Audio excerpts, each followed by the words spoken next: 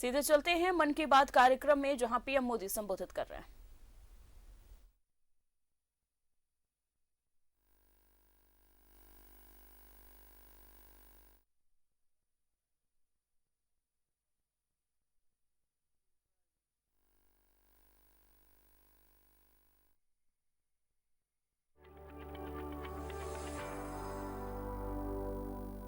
मेरे प्यारे देशवासियों, नमस्कार। इस समय आप 2021 की विदाई और 2022 के स्वागत की तैयारी में जुटे ही होंगे। नए साल पर हर व्यक्ति, हर संस्था आने वाले साल में कुछ और बेहतर करने, बेहतर बनने के संकल्प लेते हैं। पिछले 7 सालों से हमारी ये मन की बात भी व्यक्ति की, समाज की, देश की अच्छाइयों को उजागर कर और अच्छा करने और अच्छा बनने की प्रेरणा देती आई है। इन 7 वर्षों में मन की बात करते हुए मैं सरकार की उपलब्धियों पर भी चर्चा कर सकता था। आपको भी अच्छा लगता, आपने भी सराहा होता। लेकिन ये मेरा दशकों का अनुभव है कि मीडिया की चमक दमक से दूर, अखबारों की सुर्खियों से दूर कोटि कोटि लोग हैं जो बहुत कुछ अच्छा कर रहे हैं। वो देश के आने वाले कल के लिए अपना आज खपा रहे हैं। वो देश की आने वाली पीढ़ियों के लिए अपने प्रयासों पर आज जी जान से जुटे रहते हैं। ऐसे लोगों की बात बहुत सुकून देती है, गहरी प्रेरणा देती है। मेरे लिए मन की बात हमेशा से ऐसे ही लोगों के प्रयासों से भरा हुआ, खिला हुआ, सजा हुआ एक सुंदर उपवन रहा है। और मन की बात में तो हर महीने मेरी मशक्कत ही इस बात पर होती है, इस उपवन की कौन सी पंखुड़ी आपके बीच लेकर के आऊं।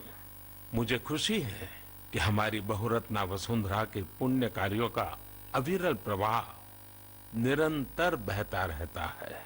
और आज जब देश अमृत महोत्सव मना रहा है, तो ये जो जनशक्ति है, जन जन की शक्ति है, उसका उल्लेख, उसके प्रयास, उसका परिश्रम भारत के और मानवता के उज्जवल भविष्य के लिए एक तरह से गारंटी देता है। साथियों, ये जनशक्ति की ही ताकत है, सबका प्रयास है कि भारत 100 साल में आई सबसे बड़ी महामारी से लड़ सका। हम हर मुश्किल समय में एक दूसरे के साथ एक परिवार की तरह खड़े रहे। अपने मोहल्ले या शहर में किसी की मदद करना हो, जिससे जो बना उससे ज्यादा करने की कोशिश की। आज विश्व में वैक्सीनेशन के जो आंकड़े हैं, उनकी तुलना भारत से करें तो लगता है कि देश ने कितना अभूतपूर्व काम किया है, कितना बड़ा लक्ष्य हासिल किया है। वैक्सीन की 140 करोड़ डोज के पड़ाव को पार करना प्रत्येक भारतवासी की अपनी उपलब्धि है। ये प्रत्येक भारतीय का व्यवस्था पर भरोसा दिखाता है, विज्ञान पर भरोसा दिखाता है, वैज्ञानिकों पर भरोसा दिखाता है और समाज के प्रति अपने दायित्वों को निभा रहे हम भारतीयों की इच्छा शक्ति का प्रमाण भी है। लेकिन साथियों, हमें ये भी ध्यान रखना है कि कोरोना का एक नया वेरिएंट दस्तक दे चुका है। पिछले 2 वर्षों का हमारा अनुभव है कि इस वैश्विक महामारी को परास्त करने के लिए एक नागरिक के तौर पर हमारा खुद का प्रयास बहुत महत्वपूर्ण है। ये जो नया ओमिक्रॉन वेरिएंट आया है, उसका अध्ययन हमारे वैज्ञानिक लगातार कर रहे हैं। हर रोज नया डेटा उन्हें मिल रहा है, उनके सुझावों पर काम हो रहा है। ऐसे में स्वयं की सजगता, स्वयं का अनुशासन कोरोना के इस वेरिएंट के खिलाफ देश की बहुत बड़ी शक्ति है। हमारी सामूहिक शक्ति ही कोरोना को परास्त करेगी। इसी दायित्व बोध के साथ हमें 2022 में प्रवेश करना है। मेरे प्यारे देशवासियों, महाभारत के युद्ध के समय भगवान श्री कृष्ण ने अर्जुन को कहा था नभः स्पुरुषम दीप्तम, यानी गर्व के साथ आकाश को छूना। ये भारतीय वायुसेना का आदर्श वाक्य भी है। मां भारती की सेवा में लगे अनेक जीवन आकाश की इन बुलंदियों को रोज गर्व से छूते हैं, हमें बहुत कुछ सिखाते हैं। ऐसा ही एक जीवन रहा ग्रुप कैप्टन वरुण सिंह का। वरुण सिंह उस हेलीकॉप्टर को उड़ा रहे थे जो इस महीने तमिलनाडु में हादसे का शिकार हो गया। उस हादसे में हमने देश के पहले सीडीएस जनरल बिपिन रावत और उनकी पत्नी समेत कई वीरों को खो दिया। वरुण सिंह भी मौत से कई दिन तक जाबाजी से लड़े, लेकिन फिर वो भी हमें छोड़कर चले गए। वरुण जब अस्पताल में थे उस समय मैंने सोशल मीडिया पर कुछ ऐसा देखा जो मेरे हृदय को छू गया। इस साल अगस्त में ही उन्हें शौर्य चक्र दिया गया था।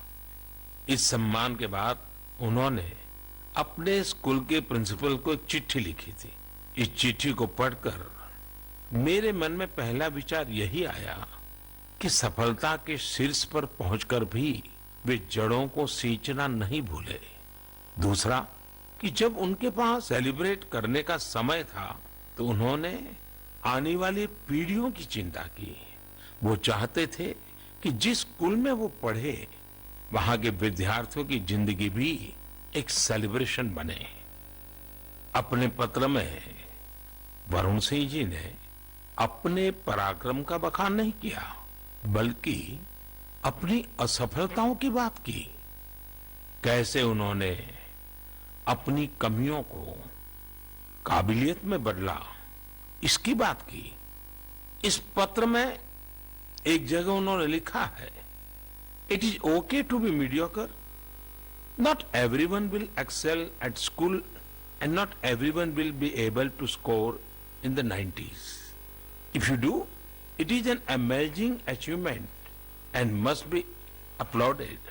However, if you don't think that you are meant to be mediocre. You may be mediocre in school, but it is by no means a measure of things to come in life. Find your calling. It could be art, music, graphic design, literature, etc. Whatever you work towards, be dedicated, do your best. Never go to bed thinking, I could have put in more efforts. साथियों, औसत से असाधारण बनने का उन्होंने जो मंत्र दिया है वो भी उतना ही महत्वपूर्ण है। इसी पत्र में वरुण सिंह ने लिखा है, never lose hope, never think that you cannot be good at what you want to be. It will not come easy. It will take sacrifice of time and comfort.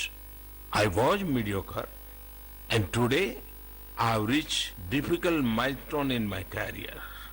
Do not think that 12th board marks decide what you are capable of achieving in life. Believe in yourself and work towards it. Varun ने लिखा था कि अगर वो एक भी student को प्रेरणा दे सके तो ये भी बहुत होगा। लेकिन आज मैं कहना चाहूंगा, उन्होंने पूरे देश को प्रेरित किया है। उनका लेटर भले ही केवल स्टूडेंट से बात करता हो, लेकिन उन्होंने हमारे पूरे समाज को संदेश दिया है। साथियों, हर साल मैं ऐसे ही विषयों पर विद्यार्थियों के साथ परीक्षा पर चर्चा करता हूं। इस साल भी एग्जाम से पहले मैं स्टूडेंट्स के साथ चर्चा करने की प्लानिंग कर रहा हूं। इस कार्यक्रम के लिए 2 दिन बाद 28 दिसंबर से mygov.in पर रजिस्ट्रेशन भी शुरू होने जा रहा है। ये रजिस्ट्रेशन 28 दिसंबर से 20 जनवरी तक चलेगा। इसके लिए क्लास 9 से 12 तक के स्टूडेंट्स, टीचर्स और पेरेंट्स के लिए ऑनलाइन कंपटीशन भी आयोजित होगा। मैं चाहूंगा कि आप सब इसमें जरूर हिस्सा लें आपसे मुलाकात करने का मौका मिलेगा। हम सब मिलकर परीक्षा, करियर, सफलता और विद्यार्थी जीवन से जुड़े अनेक पहलुओं पर मंथन करेंगे। मेरे प्यारे देशवासियों, मन की बात में अब मैं आपको कुछ सुनाने जा रहा हूं जो सरहद के पार कहीं बहुत दूर से आई है। ये आपको आनंदित भी करेंगी और हैरान भी कर देंगी। वंदे मातरम, वंदे मातरम, सुजलां सुफलां मलयजशीतलां, शास्त्रे श्यामलां मातरम्, वन्दे मातरम्। शुभ्रे ज्योत्स्ना पुलकितयामिनी, पूर्णकुसुमितं नृमन्दहासावनी, सुहासिनी सुमधुरवासिनी, शुभदं वरदं मातरम्, वन्दे मातरम्, वन्दे मातरम्। मुझे पूरा विश्वास है कि ये सुनकर आपको बहुत अच्छा लगा होगा, गर्व की अनुभूति हुई होगी। वंदे मातरम में जो भाव निहित है वो हमें गर्व और जोश से भर देता है। साथियों, आप ये जरूर सोच रहे होंगे कि आखिर ये खूबसूरत वीडियो कहाँ का है, किस देश से आया है। इसका जवाब आपकी हैरानी और बढ़ा देगा। वंदे मातरम प्रस्तुत करने वाले ये स्टूडेंट्स ग्रीस के हैं। वहां वे इलिया के हाई स्कूल में पढ़ाई करते हैं। इन्होंने जिस खूबसूरती और भाव के साथ वंदे मातरम गाया है वो अद्भुत और सराहनीय है। ऐसे ही प्रयास दो देशों के लोगों को और करीब लाते हैं। मैं ग्रीस के इन छात्र छात्राओं और उनके टीचर्स का अभिनंदन करता हूं। आजादी के अमृत महोत्सव के दौरान किए गए उनके प्रयास की सराहना करता हूं। साथियों, मैं लखनऊ के रहने वाले नीलेश जी की एक पोस्ट की भी चर्चा करना चाहूंगा। नीलेश जी ने लखनऊ में हुए एक अनूठे ड्रोन शो की बहुत प्रशंसा की है। ये ड्रोन शो लखनऊ के रेसिडेंसी क्षेत्र में आयोजित किया गया था। 1857 के पहले स्वतंत्रता संग्राम की गवाही रेसिडेंसी की दीवारों पर आज भी नजर आती है। रेसिडेंसी में हुए ड्रोन शो में भारतीय स्वतंत्रता संग्राम के अलग अलग पहलुओं को जीवंत बनाया गया। चाहे चौरी चौरा आंदोलन हो, काकोरी ट्रेन की घटना हो या फिर नेताजी सुभाष बाबू का अदम्य साहस और पराक्रम, इस ड्रोन शो ने सबका दिल जीत लिया। आप भी इसी तरह अपने शहरों के, गांवों के आजादी के आंदोलन से जुड़े अनूठे पहलुओं को लोगों के सामने ला सकते हैं। इसमें टेक्नोलॉजी की भी खूब मदद ले सकते हैं। आजादी का अमृत महोत्सव हमें आजादी की जंग की स्मृतियों को जीने का अवसर देता है, उसको अनुभव करने का अवसर देता है। ये देश के लिए नए संकल्प लेने का, कुछ कर गुजरने की इच्छा शक्ति दिखाने का प्रेरक उत्सव है, प्रेरक अवसर है। आइए स्वतंत्रता संग्राम की महान विभूतियों से प्रेरित होते रहें, देश के लिए अपने प्रयास और मजबूत करते रहें। मेरे प्यारे देशवासियों, हमारा भारत कई अनेक असाधारण प्रतिभाओं से संपन्न है, जिनका कृतित्व दूसरों को भी कुछ करने के लिए प्रेरित करता है। ऐसे ही एक व्यक्ति हैं तेलंगाना के डॉक्टर कुरेला विठलाचार्य जी। उनकी उम्र 84 साल है। विठलाचार्य जी इसकी मिसाल है कि जब बात अपने सपने पूरे करने की हो तो उम्र कोई मायने नहीं रखती। साथियों, विठलाचार्य जी की बचपन से एक इच्छा थी, कोई एक बड़ी सी लाइब्रेरी खोले। देश तब गुलाम था, कुछ परिस्थितियां ऐसी थी कि बचपन का वो सपना तब सपना ही रह गया। समय के साथ विठलाचार्य जी लेक्चरर बने, तेलुगु भाषा का गहन अध्ययन किया और उसी में कई सारी रचनाओं का सृजन भी किया। 6-7 साल पहले वो एक बार फिर अपना सपना पूरा करने में जुटे। उन्होंने खुद की किताबों से लाइब्रेरी की शुरुआत की, अपने जीवन भर की कमाई इसमें लगा दी। धीरे धीरे लोग इससे जुड़ते चले गए और योगदान करते गए। यदाद्री भुवनागिरी जिले के रमन्नापेट मंडल की इस लाइब्रेरी में करीब 2 लाख पुस्तकें हैं। विठलाचार्य जी कहते हैं कि पढ़ाई को लेकर उन्हें जिन मुश्किलों का सामना करना पड़ा, वो किसी और को न करना पड़े। उन्हें आज ये देखकर बहुत अच्छा लगता है कि बड़ी संख्या में स्टूडेंट्स को इसका लाभ मिल रहा है। उनके प्रयासों से प्रेरित होकर कई दूसरे गांवों के लोग भी लाइब्रेरी बनाने में जुटे हैं।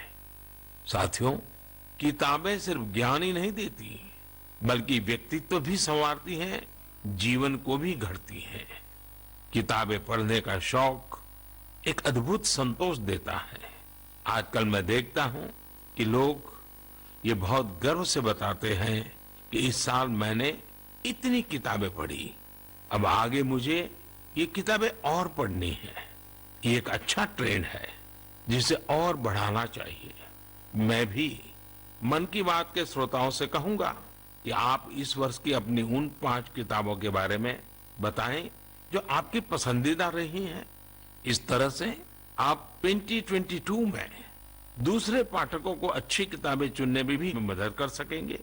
ऐसे समय में जब हमारा स्क्रीन टाइम बढ़ रहा है, बुक रीडिंग अधिक से अधिक पॉपुलर बने, इसके लिए भी हमें मिलकर प्रयास करना होगा। मेरे प्यारे देशवासियों, हाल ही में मेरा ध्यान एक दिलचस्प प्रयास की ओर गया है। ये कोशिश हमारे प्राचीन ग्रंथों और सांस्कृतिक मूल्यों को भारत ही नहीं बल्कि दुनिया भर में लोकप्रिय बनाने की है। पुणे में भंडारकर ओरिएंटल रिसर्च इंस्टीट्यूट नाम का एक सेंटर है। इस संस्थान ने दूसरे देशों के लोगों को महाभारत के महत्व से परिचित कराने के लिए ऑनलाइन कोर्स शुरू किया है। आप ये जानकर हैरान रह जाएंगे कि ये कोर्स भले अभी शुरू किया गया है, लेकिन इसमें जो कंटेंट पढ़ाया जाता है उसे तैयार करने की शुरुआत 100 साल से भी पहले हुई थी। जब इंस्टीट्यूट ने इससे जुड़ा कोर्स शुरू किया तो उसे जबरदस्त रिस्पांस मिला। मैं इस शानदार पहल की चर्चा इसलिए कर रहा हूं ताकि लोगों को पता चले कि हमारी परंपरा के विभिन्न पहलुओं को किस प्रकार मॉडर्न तरीके से प्रस्तुत किया जा रहा है। 7 समंदर पार बैठे लोगों तक इसका लाभ कैसे पहुंचे, इसके लिए भी इनोवेटिव तरीके अपनाए जा रहे हैं। साथियों, आज दुनिया भर में भारतीय संस्कृति के बारे में जानने को लेकर दिलचस्पी बढ़ रही है। अलग अलग देशों के लोग न सिर्फ हमारी संस्कृति के बारे में जानने के लिए उत्सुक हैं, बल्कि उसे बढ़ाने में भी मदद कर रहे हैं। ऐसे ही एक व्यक्ति हैं सर्बियन स्कॉलर डॉक्टर मोमिर निकिच। इन्होंने एक बायलिंगुअल संस्कृत सर्बियन डिक्शनरी तैयार की है। इस डिक्शनरी में शामिल किए गए संस्कृत के 70,000 से अधिक शब्दों का सर्बियन भाषा में अनुवाद किया गया है। आपको ये जानकर और भी अच्छा लगेगा कि डॉक्टर निकिच ने 70 वर्ष की उम्र में संस्कृत भाषा सीखी है। वे बताते हैं कि इसकी प्रेरणा उन्हें महात्मा गांधी के लेखों को पढ़कर मिली।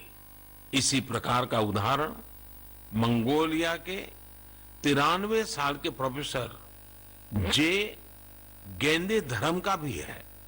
पिछले 4 दशकों में उन्होंने भारत के करीब 40 प्राचीन ग्रंथों, महाकाव्यों और रचनाओं का मंगोलियन भाषा में अनुवाद किया है।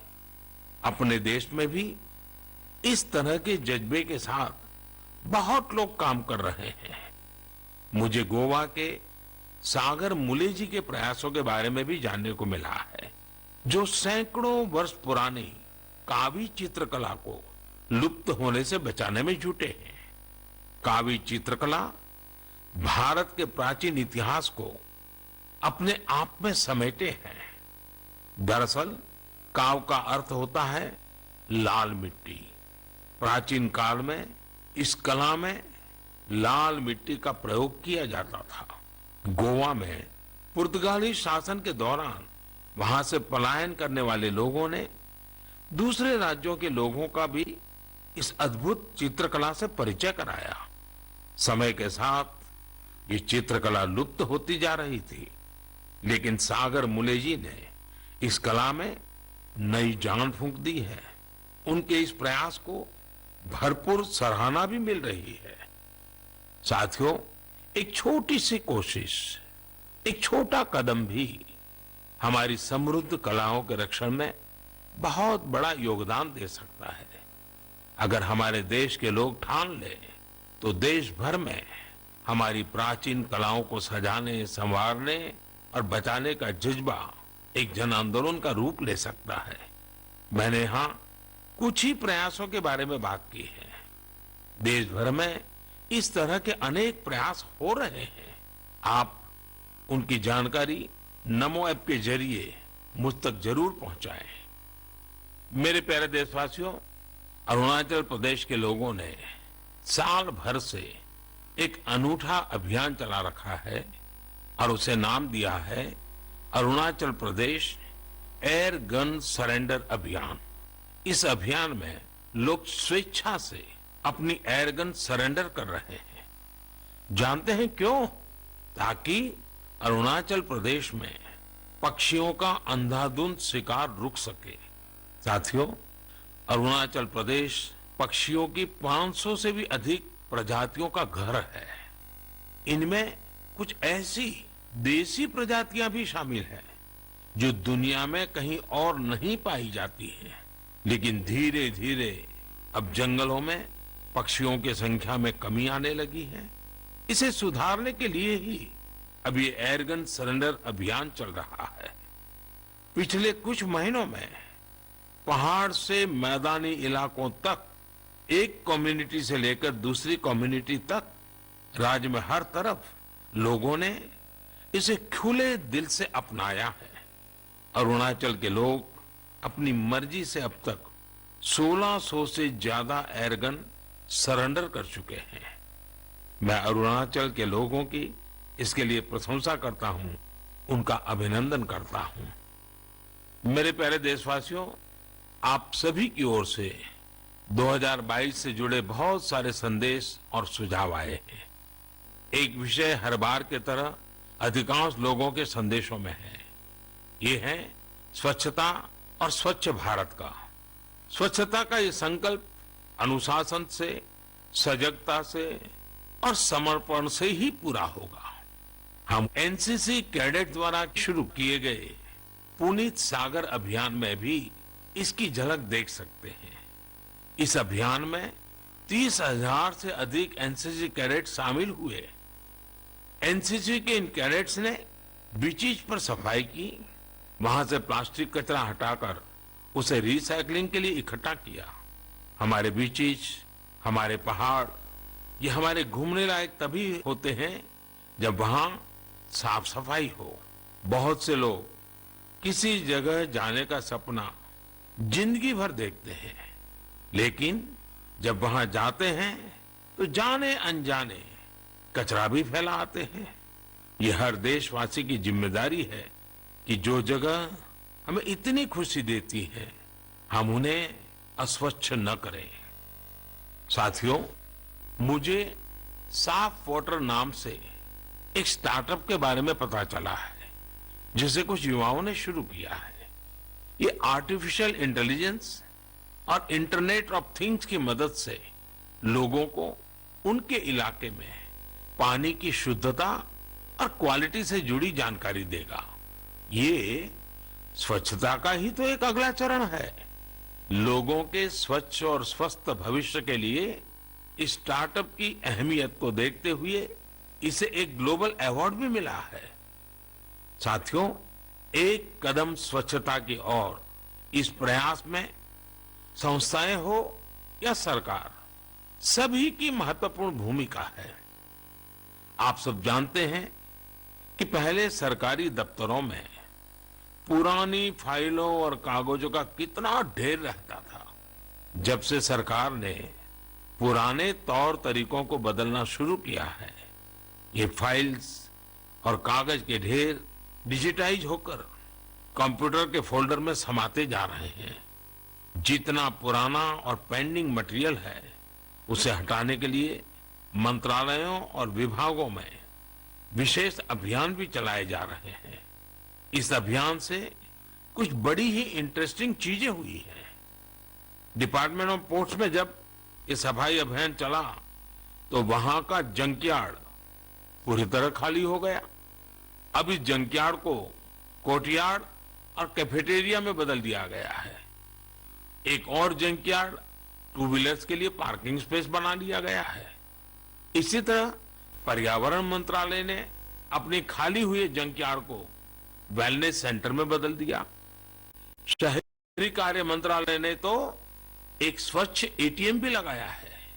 इसका उद्देश्य है कि लोग कचरा दें और बदले में कैश लेकर जाएं।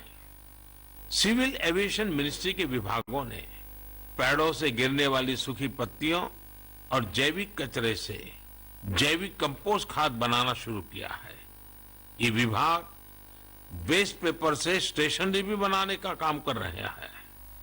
हमारे सरकारी विभाग भी स्वच्छता जैसे विषय पर इतने इनोवेटिव हो सकते हैं।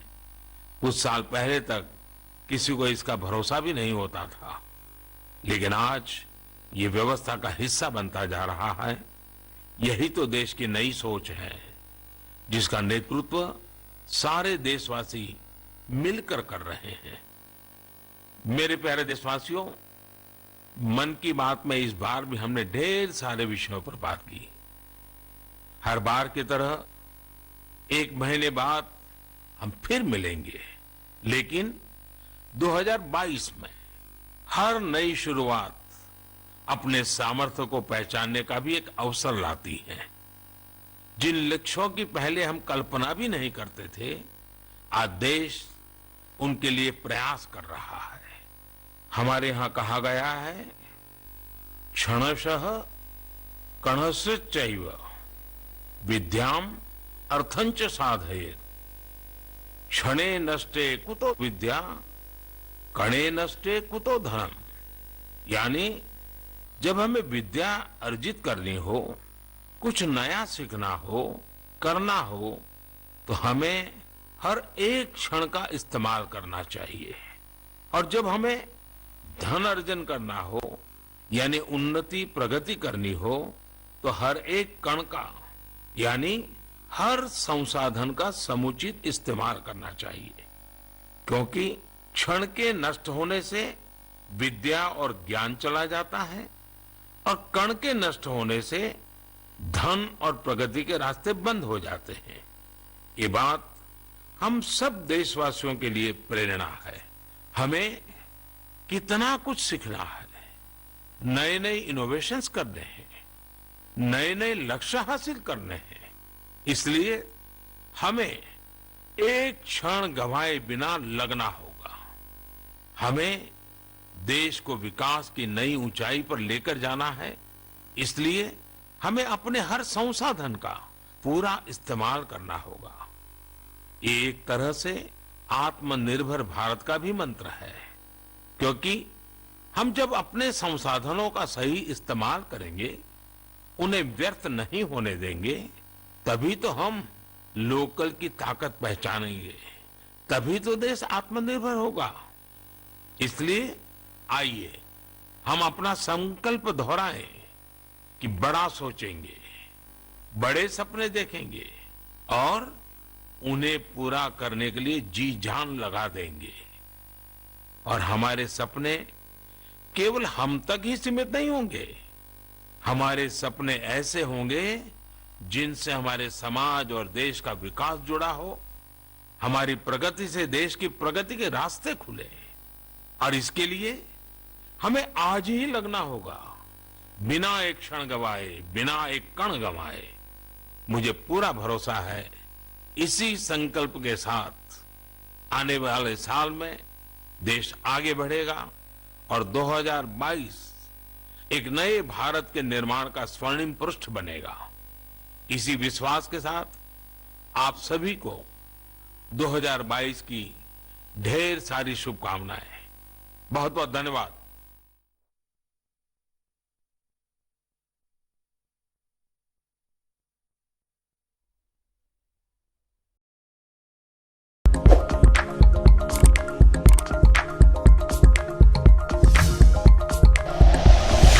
Like and share videos, subscribe करें हमारा चैनल और प्रेस करें बेल आइकॉन। न्यूज़ 11 भारत, सच है तो दिखेगा।